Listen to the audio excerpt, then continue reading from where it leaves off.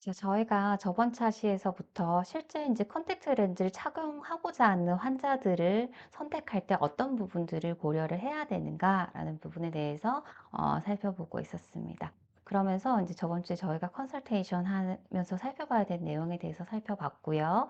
그다음에 예비 검사에 있어서도 이 사람이 무슨 목적으로 렌즈를 착용을 하려고 하는가, 그리고 착용하고자 하는 어떤 목적에 따라서 권해줘야 되는 렌즈의 어떤 형태라든지 이런 부분도 달랐었잖아요.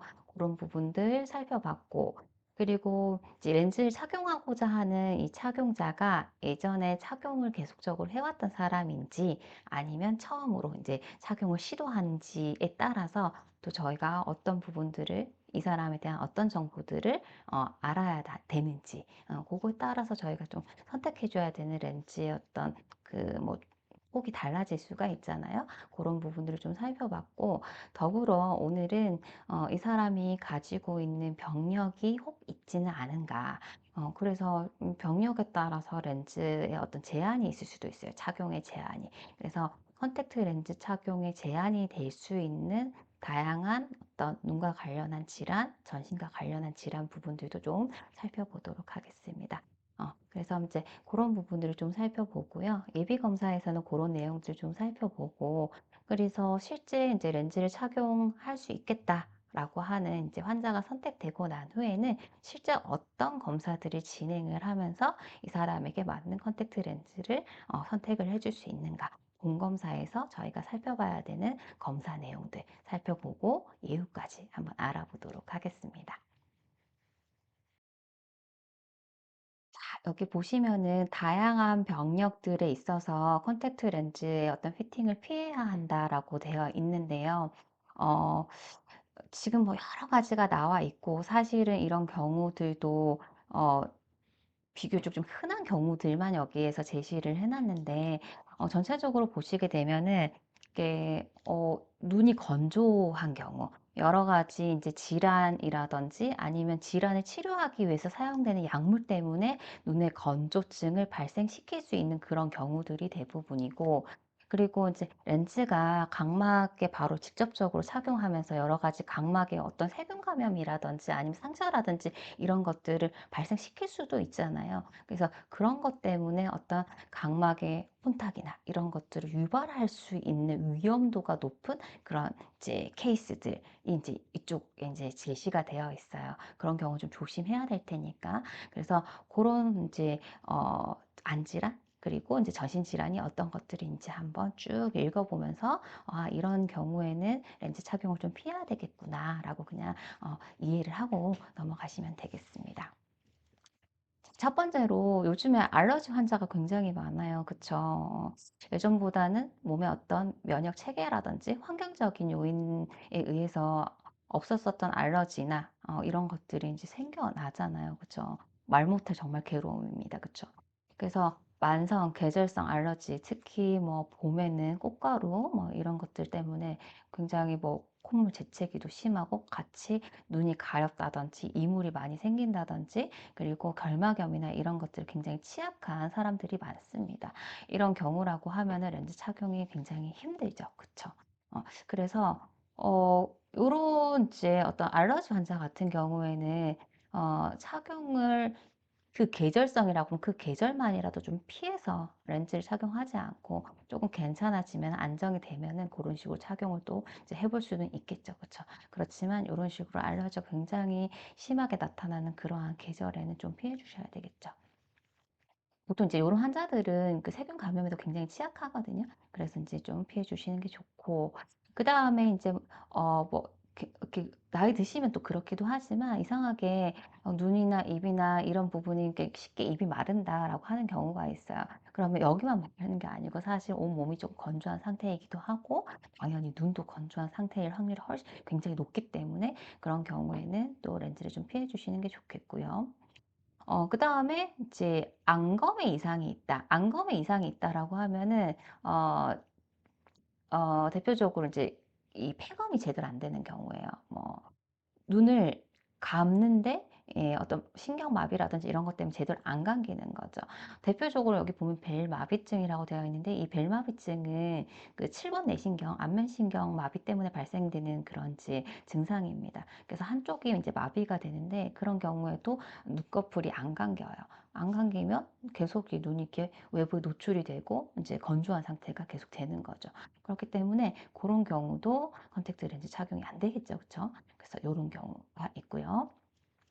그리고 이제 과거에 안과적인 감염이 있었다. 지금 보시게 되면은 과거에 이렇게 감염이 있었었던 특히 각막과 관련한 이런 질환이 있었었던 경우에라고 하면은 어, 다른 어떤 경우들보다도 이런 바이러스나 세균에 대해서 굉장히 눈이 좀 약한 타입인 거예요. 그러니까 좀 발생할 수 있는 우려가 훨씬 더 높은 경우이기 때문에 렌즈를 착용하면서 이 착용에 따른 아무리 깨끗이 씻고 해도 그래도 어쨌든 눈을 만지는 것 자체가 세균 감염의 위험도가 굉장히 높기 때문에 그런 경우에는 더더욱 조심해야 되겠죠. 특히나 이제 각막 같은 경우에는 투명해야 되잖아요. 이런 렌즈인데 여러 가지 이런 이제 염증이 생기고 나서 그냥 깨끗하게 이렇게 치료가 되고 나면은 괜찮지만 상처가 생기고 반응이 생기고 이렇게 되면은 투명한 렌즈 기능을 제대로 할 수가 없잖아요. 그쵸?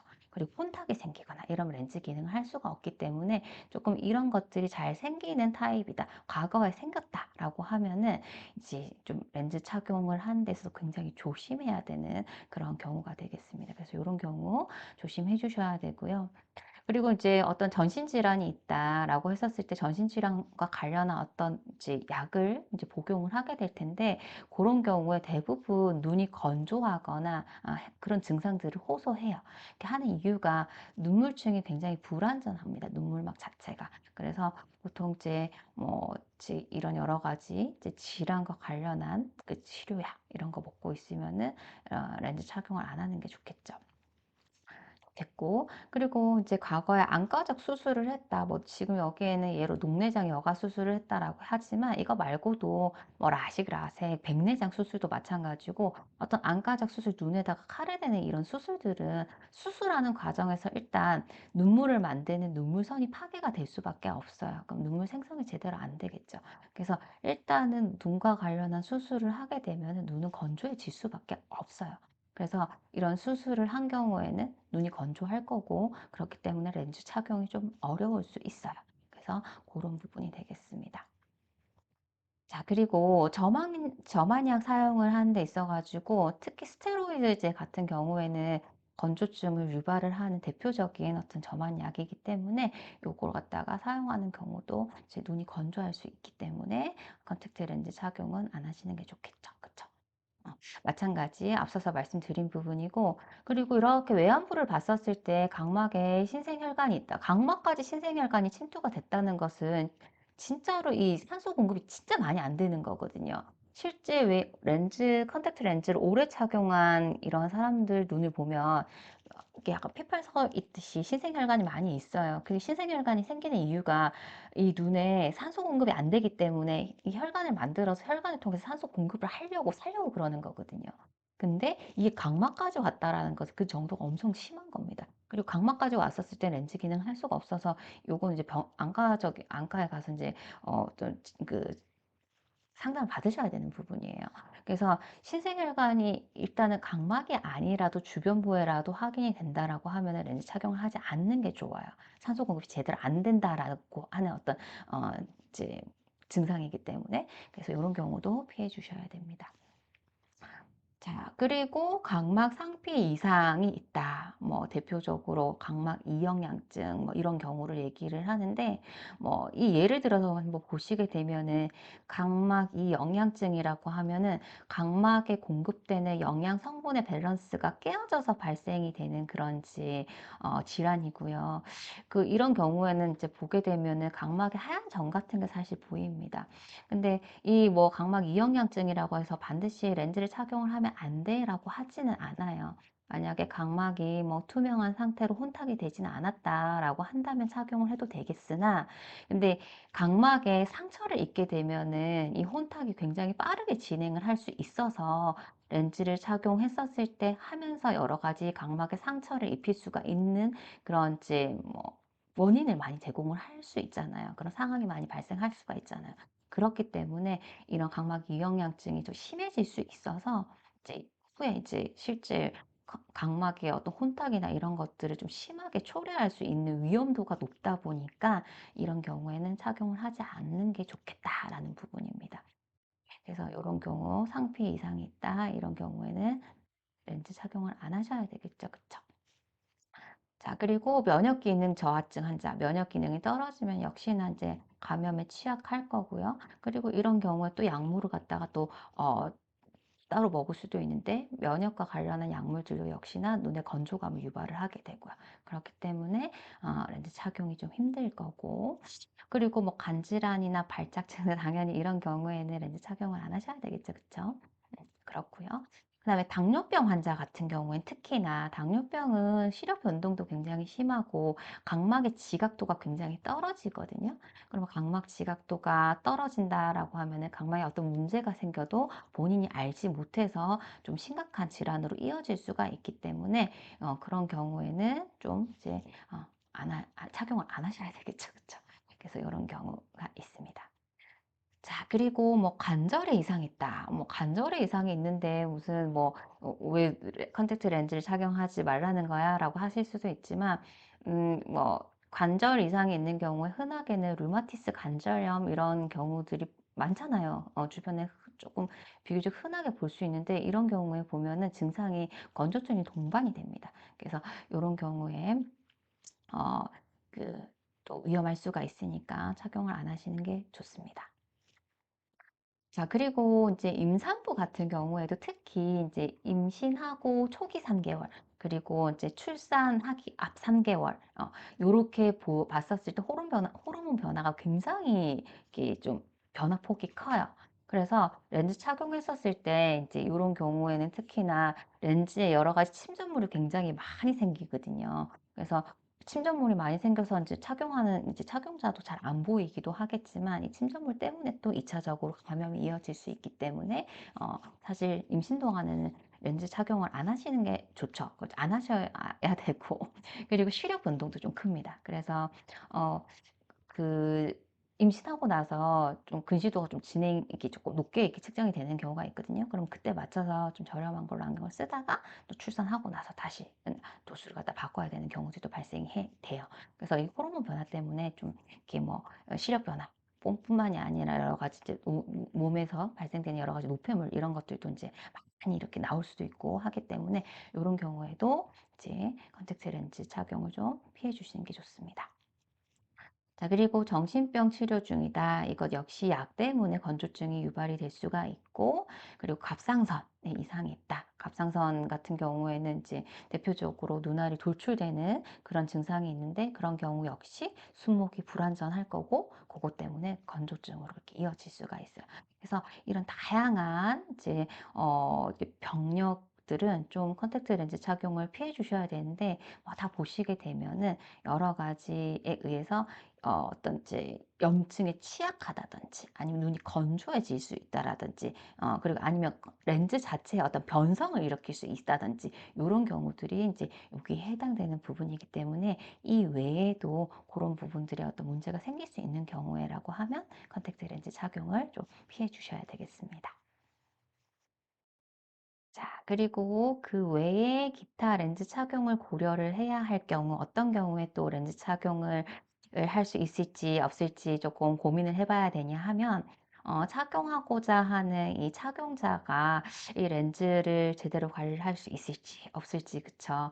요런 경우라든지, 그닥 뭐 렌즈 착용에 대한 어떤 동기가 없다라고 하면은 좀 착용을 잘 하려고 하지 않겠죠. 그쵸? 그래서 요런 경우도 한번 생각을 해봐야 되고, 그리고 사실 컨택트 렌즈 같은 경우에는 이제 여러 가지 질환을 발생시킬 수 있잖아요. 그쵸? 그렇기 때문에 조금 정기적으로 눈과 관련한 이제 검사들을 갖다 좀 받아보셔야 되는데, 너무 그냥, 별 문제 없겠지, 이렇게 하고, 이제 그냥 놔둬버리게 되면 큰 문제로 이어질 수 있기 때문에, 이런 것들을 또 거부하는 경우라든지, 그리고 이제 개인적으로 위생감염이 관염 자체가 좀 적은 경우, 이런 경우도 이제 피해 주시는 게 좋겠죠. 그래서 특히 학생들, 그리고 남학생들 같은 경우에는 이런 부분들이 굉장히 좀 어떻게 보면은 이제 렌즈 착용을 했었을 때 문제가 될 수 있잖아요. 그래서 그런 경우에라고 하면 렌즈가 좀 필요하다라고 하는 그때만 간헐적으로 일회용 렌즈를 착용하는 방법으로 조금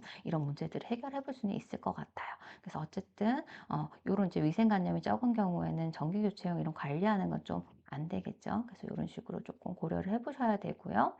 그리고 렌즈 착용으로 인한 부작용에 대한 이해 및 인지도가 낮은 경우도 마찬가지예요. 그래서 렌즈를 첫 착용할 때 이런 위생 부분에 대해서 좀 잘 이야기를 하고 생길 수 있는 문제점에 대해서도 미리 잘 언지를 해야 렌즈 관리를 처음부터 잘 할 수가 있는데, 그런 어떤 설명 없이 렌즈를 착용해 버리게 되면은 어 어렸을 때 젊었을 때 눈이 보통 건강하잖아요. 근데 문제는 쌓이고 누적이 돼서 발생이 되기 때문에 처음에 렌즈 착용하고 뭐 하루 정도 안 씻고 끼고 일회용 렌즈인데 두 번 끼고 이래도 문제 안 생기는데, 사실 그게 다 조금씩 문제들이 쌓이고 있어요. 그래서 그런 것들에 대해서 미리 좀 이야기를 하고 절대 그러지 않게끔 조심시키는 게 좋습니다. 그쵸? 그런 경우가 있고요. 그리고 다난인 경우, 한쪽 시력이 없고 한쪽만 지금 시력을 가지고 있다라고 하면은 다난이기 때문에 착용을 못하는 건 아니고, 다난인데 이 눈은 그래도 건강해야 될 텐데 렌즈 착용 때문에 혹시나 눈에 어떤 이상이 생기면은 조금 문제가 될 수가 있기 때문에 그런 경우에는 조금 고려를 해주시는 게 좋겠다라는 부분입니다. 자, 그리고 렌즈 도수가 낮아요. 그러면은 사실은 안경을 쓰나 안 쓰나 렌즈를 착용하나 착용하지 않는 이 사람의 어떤 불편도가 그렇게 크지 않으면 렌즈에 대한 어떤 어떤 이제 착용하고자 하는 그 욕구가 그렇게 크지 않을 거거든요.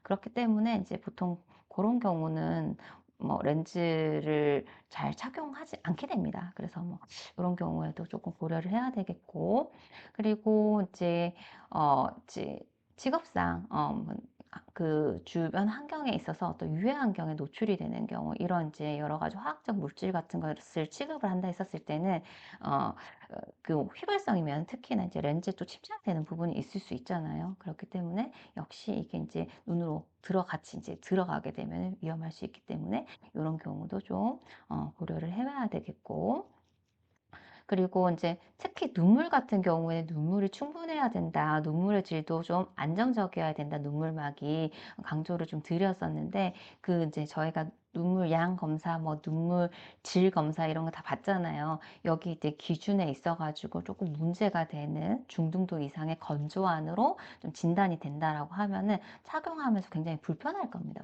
본인이 분명히. 그래서 그런 경우에 또 조금 이제 피해 주셔야 되겠죠. 그쵸? 해 주셔야 되고, 그다음에 이 사람이 어떤 양아시에 문제가 있다. 양아시에 문제가 있는 경우에 컨택트 렌즈로는 프리즘 처방이 불가합니다. 그렇기 때문에 양아시를 해결해 줄 수가 없어서 이런 경우에 프리즘 처방이 필요한 경우에는 안경을 착용을 해야 됩니다. 그쵸? 그래서 일반인들은 모를 수 있어요. 그래서 이런 부분에 대해서 알려주셔야 되겠고요. 그리고 렌즈를 삽입하거나 제거하는 데 있어 가지고 좀 불가한 이런 노약자나 어린이 경우에도 피해 주시는 게 좋겠죠. 혼자 할 수 없는 요런 경우에라고 하면 피해 주시는 게 좋고, 그리고 이제 눈화장을 진하게 한다. 사실 이러면은 렌즈에 들어갈 수밖에 없잖아요. 그래서 좀 피해 주면 좋긴 한데, 뭐 사실 이거는 좀 뭐 렌즈를 쓰는 이유가 미용적인 목적에 의해서 착용을 하고 시력이 안 좋은데 이제 이런 미용상의 목적으로 착용을 하게 될 텐데, 예, 이게 못하게 하면 조금 그렇죠. 그렇죠. 그러면 이제 좀 주기를 짧은 걸 선택을 하든지 아니면 일회용을 선택을 하든지 이런 방식으로 좀 해결을 해줄 수가 있을 것 같아요.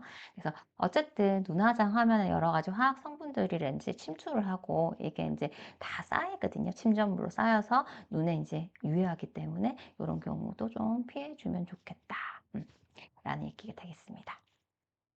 똑같은 얘기고요, 위에. 그리고 이제 눈에 있어서 어떤 심한 이물질 침착이 뭐 그 우려되는 경우 마찬가지죠. 이 눈화장 이런 것들이겠죠. 그리고 눈물의 질과 양이 부족한 경우, 이것도 이제 눈이 건성아니거나 어떤 조금 눈물의 어떤 그 안정성이 부족한 그런 경우니까 위에 있는 내용이 조금 중복이 되는 내용입니다. 그래서 이런 경우에도 렌즈 착용을 좀 고려를 해야 되겠다라고 보시면 되겠습니다.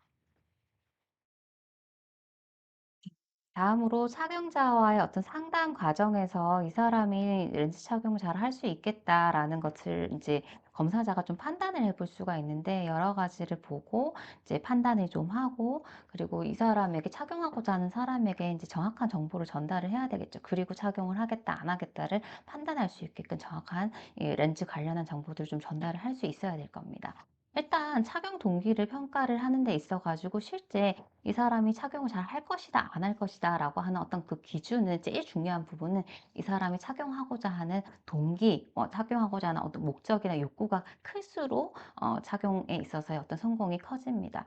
근데 이제 착용 동기가 낮은 경우, 이런 경우들이 있겠죠. 지금 착용하고 있는 안경에 이제 만족을 하고 있어요. 근데 '한번 착용해 볼까?'라고 하는 마음에서 오는 경우에라든지, 아니면은 어린이의 경우 또 착용을 해야만 하는 경우들이 있을 수 있어요. 근데 그래서 이제 그것 때문에 부모가 강요를 하게 된다. 뭐 예를 들어서 뭐 드림 렌즈라든지 이런 이제 근시 억제용 렌즈, 이런 것들 같은 경우 부모 입장에서는 아이의 근시 진행이 걱정이 돼서 이제 렌즈 착용을 권하게 되는데, 저 아이는 굉장히 불편하고 싫을 수가 있거든요.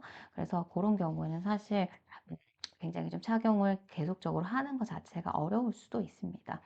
그래서 그런 경우에라든지, 아니면은 경계 건조증, 이 사람이 이제 건조증으로 판단될 법한 어떤 그 경계에 있는 그런 경우라고 하면, 눈이 건조하다라고 분명히 이야기를 할 테니까, 이 사람이 이제 건조해도 어떤 착용하고자 하는 그런 이제 욕구가 크면은 그럼에도 불구하고 착용을 할 테지만, 근데 뭐 이제 착용 동기가 그렇게 크지 않다라고 하면은 '아 너무 불편해서 착용 못 하겠어.'라고 할 가능성이 크겠죠. 그래서 제 어떤 불편함에 대한 그런 이제 거에 대한 불만이 많으면 착용을 못 할 수 있겠죠. 그쵸? 자, 그리고 렌즈 착용으로 인한 어떤 부작용이나 불편함에 대해서 어떤 과민 반응을 보일 때, 이거 렌즈 착용했었을 때 주변에서 뭐 여러 가지 질환이 발생되는 걸 보고 문제되는 거 아니야? 뭐 이런 것들에 대해서 이제 미리 알고, 이 사람이 그런 거에 대한 걱정이 많은데 괜찮을까요? 라고 하면서 착용을 하려고 하는 경우는, 일단 어떤 렌즈 착용에 대한 이제 어떤 약간의 어떤 걱정스러운 부분이 있기 때문에, 좀 조그마한 문제가 생겨도 조금 반응 자체가 좀 커질 수가 있겠죠. 그쵸? 그래서 이런 경우도 좀 실패를 할 수가 있겠고요. 그리고 이제 전문가가 권하는 관리 방법이나 취급 방법에 의의를 제기하는, 준수하지 않을 경우, 이런 경우는 잘 이제 작용하기가 힘들 수 있어요. 그리고 문제가 생길 수도 있고요. 자, 그래서 요런 경우가 좀 이제 실패할 확률이 높은 그런 이제 케이스가 되겠고, 그리고 이제 저희가 그 렌즈를 착용하는 데 있어 가지고 쪼끔, 컨택트 렌즈는 분명히 미용적인 부분이고, 착용하는 데 있어서 그냥 안경을 착용하지 않고 편리한 부분인데, 그런 부분에 대해서 너무 좀 기대치를 갖다 높여 놔도 안 돼요. 시력적인 부분에 있어서는 쪼끔 어 안경보다는 떨어지잖아요. 그쵸? 그래서 이런 부분에 대해서 정확하게 미리 이야기를 하고 선택을 할 수 있게끔 도와줘야 되겠습니다. 그리고 이제 컨택트 렌즈를 착용을 할 때, 이제 이 사람이 소프트 컨택트 렌즈가 적합한 사람일 수도 있고, 아니면 하드 컨택트 렌즈가 적합한 사람일 수도 있어요. 근데 이제 눈의 상태는 그러할지 모르겠지만, 이 사람이 또 눈에는 보통 뭐 "하드 컨택트 렌즈가 훨씬 더 눈 건강에 좋다더라."라고 이야기를 하지만, 이물감이나 이런 것 때문에 착용을 못 할 수도 있어요. 그쵸? 그래서 선택하는 데 있어 가지고 이 사람이 어떤 걸 선택할지는 모르겠지만, 기본적으로 저희가 지금 이제 착용하고자 하는 착용자의 눈에는 어떤 게 더 적합한 선택인지에 대해서는 정확하게 정보를 전달을 하고, 그다음에 이제 착용자가 선택할 수 있게끔 저희가 도와드려야 되겠죠. 그래서 두 가지의 어떤 그 특징적인 부분을 한번 비교를 해 보도록 하겠습니다. 일단은 지금 이제 하드 컨택트 렌즈 RGB가 있고, 그다음에 소프트 컨택트 렌즈가 있는데, 두 가지에 있어서 시력적인 부분을 봤었을 때는 RGB가 훨씬 더 좋은 시력을 얻을 수가 있어요. 당연히 안경이 제일 좋아요. 좋은데 컨택트 렌즈에 있어서는 RGB가 좀 더 선명한 시력을 얻을 수가 있고, 그다음에 소프트 컨택트 렌즈는 사실은 조금 시력적인 부분에 있어서는, 특히 난시가 있는 경우에는 더더욱 시력적인 어떤 만족도가 떨어지는 그런 형태가 되겠습니다. 그런데 뭐가 좋아요? 착용하는 그 순간부터 특별한 이물감 없이 편하게 착용할 수 있다는 게 가장 큰 장점이 되겠습니다. 그래서 착용감이 굉장히 좋다. 보시면 되겠고, RGP는 딱딱해서 굉장히 이물감 심합니다. 그래서 보통 한 달 정도는 있어야지 조금 그런 이물감에 대한 민감도가 좀 이제 줄어들거든요. 그래서 그런 부분이 이제 장단점이 되겠고, 그리고 이제 RGP는 사이즈가 작잖아요. 그래서 이제 눈에 착용했었을 때도 깜빡일 때마다 움직임도 많고, 눈물 순환도 잘 되고, 이러다 보니까 산소 공급도 잘 되고, 이물질 배출도 잘 되고, 하다 보니까 눈 간 관계는 당연히 RGP가 좋죠. 그쵸? 근데 이제 소프트 컨택트 렌즈 같은 경우에는 좀, 음, 좋지 않죠. 그래서 이제, 근데 그래서 요즘에 이제 산소 투과도가 높은 렌즈 재질을 많이 만들고는 있지만, 어쨌든 이렇게 감싸고 있는 형태이기 때문에, 여러 가지 이물질 침착이라든지 이런 부분도 많고, 세균 감염도도 굉장히 높습니다. 그래서 그런 부분에 있어서는 이제 RGP가 더 좋다라고 보시면 되겠고요. 이렇게 보시면 되겠고. 그리고 이제 난시 교정 부분에 있어가지고, 특히나 이제 난시는 크게 각막에 의한, 각막 형태에 의한 난시랑 그리고 내부에 의한 난시로 크게 두 가지로 나누어지는데, 대부분 각막 형태 때문에 난시가 많이 발생을 해요. 그래서 각막 형태의 어떤 그 변화를 줘서 교정을 하고자 할 때에는 RGP가 효과적이에요. 근데 내부 난시는 RGP가 교정을 할 수는 없어요. 근데 대부분이 각막 형태 때문에 발생되는 난시이기 때문에 이런 각막 난시에 의한 교정 효과는 RGP가 탁월하다라고 보시면 되겠습니다. 자, 그리고 RGP 같은 경우는 딱딱하잖아요. 딱딱하기 때문에 이렇게 뭐 특별하게 베이스 커브의 변화라든지 이런 거 특별히 없습니다. 그래서 잘만 관리한다면은 뭐 2, 3년 충분히 관리하면서 사용할 수가 있어요.